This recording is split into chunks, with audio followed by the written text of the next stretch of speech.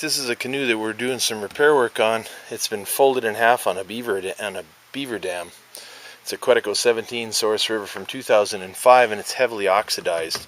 You can see that oxidation there. To give you an idea what oxidation looks like on a canoe, if you take your knife, you can scrape that off. And what you see below is kind of a screen pattern. That's fiberglass.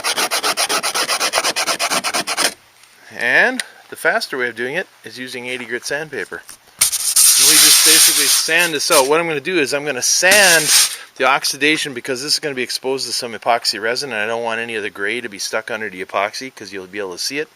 But then I'm going to work from the inside and push this bottom out so that it becomes level again, with using leverage and sticks and wood and lumber and some cussing. And we'll get that level, and then we're going to reinforce it so that it holds its shape as better than it is, because right now this thing is oil canning really bad because it's been stressed all the way down to here, to about 7 inches from the gunnel. So, and we need to make that stop. So I'm getting it ready for the client, and we will have her in nice shape once it's done. It'll look a lot better. This canoe's got a lot of good life left in it. That looks terrible, but it's not as bad as it looks, and it's totally repairable. It's just going to take some doing here. So that's what we'll be working on.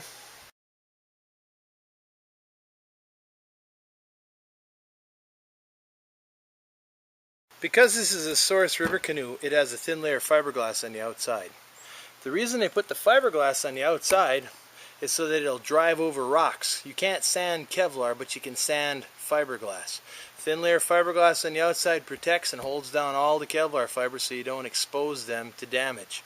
And so, having the fiberglass layer on the outside, we can use one of these with 80 grit sandpaper, and unless you sit in the same spot for 5 minutes going, oh, I wonder what's going on with that, it's starting to smoke.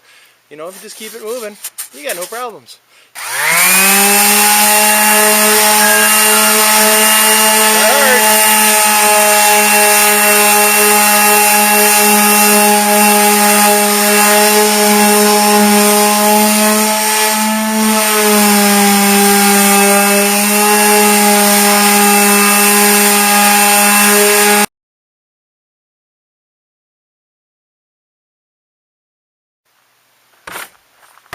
Well, we finished sanding, went to the orbital sander. Now we're going to wipe off the dust with a good $1.99 brush that I bought somewhere.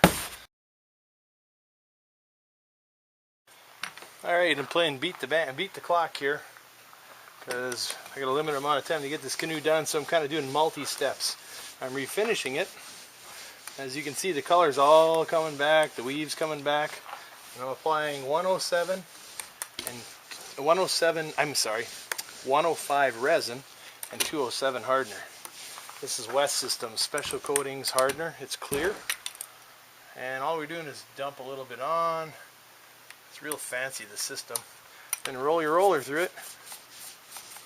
I'm using a foam roller here. This stuff does level really nicely. Normally I do the canoe right side up, but today I'm kind of under the gun here. I'm going to leave it upside down and just do a better job along the gunnels. That's the tricky part.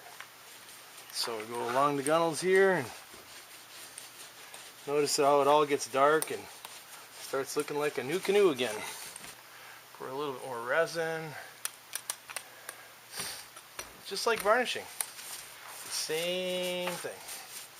No different. And that's it. That's all there is to it. I'm going to continue on until it's done, and we'll do the reveal. Well, it's going to look a lot like this, the reveal. So anyway, that's all I have for now.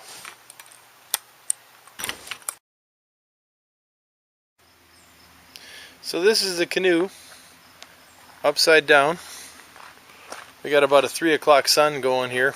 It's still a little on the tacky side. There's a bug. This is one of the patches I put in, and I got to do a little bit of touch up here alongside because I was working around the plastic. But you get an idea as to what the canoe looks like after it's been refinished. This is a 9-year-old canoe that's had the crap kicked out of it. And there we are.